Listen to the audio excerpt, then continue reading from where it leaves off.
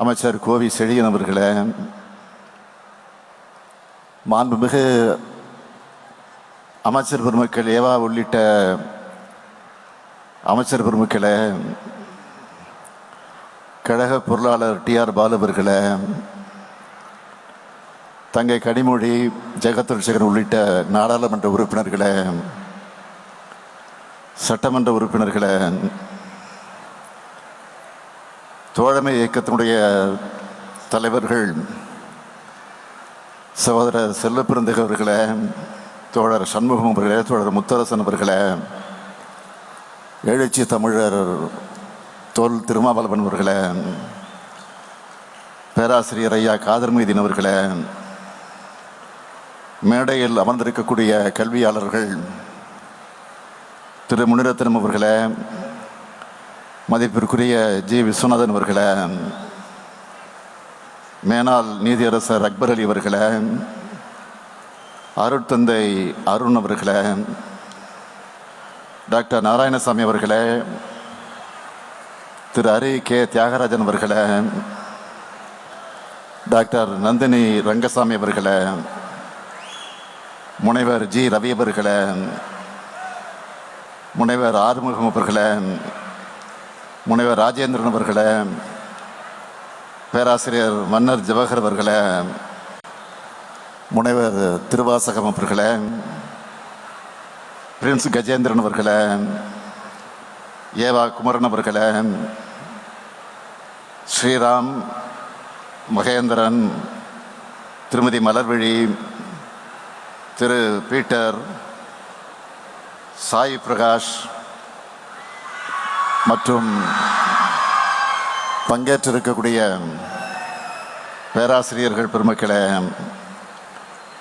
என் பாசத்திற்கும் பேரன்பிற்கும் உரிய மாணவ செல்வங்களே, உங்கள் அனைவருக்கும் என்னுடைய அன்பான வணக்கம்.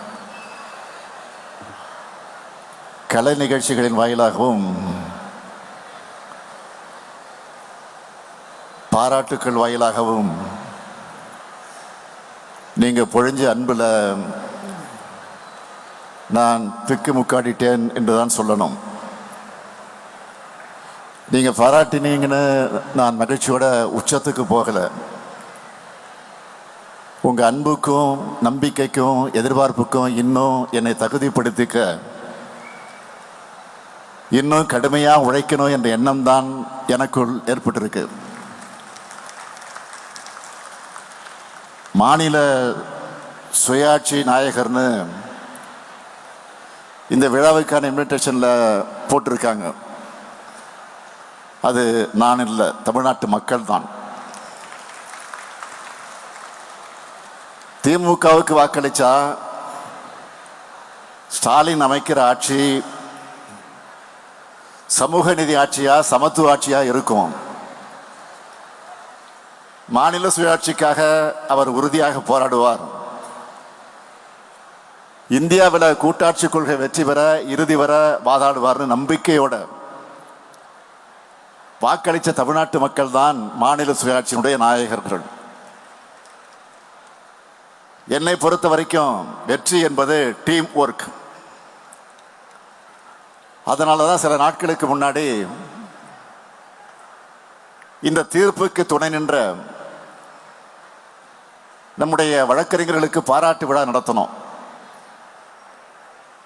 இதுதான் டீம் எஃபர்ட், அதுக்கான அங்கீகாரம்.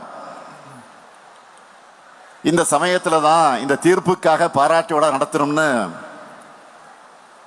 நம்முடைய மதிப்பிற்குரிய முனிரத்னம் அவர்கள் கேட்கிறார்னு நம்ம அமைச்சர் ஏவா வேலு அவர்களும் நம்முடைய நாடாளுமன்ற உறுப்பினர் ஜெகத்ரட்சகன் அவர்களும் வந்து கேட்டாங்க. பொதுவாக யாராவது பாராட்டு விழான்னு சொன்னாலும் அதுக்கு நான் ஒத்துக்க மாட்டேன், டைம் தர மாட்டேன்.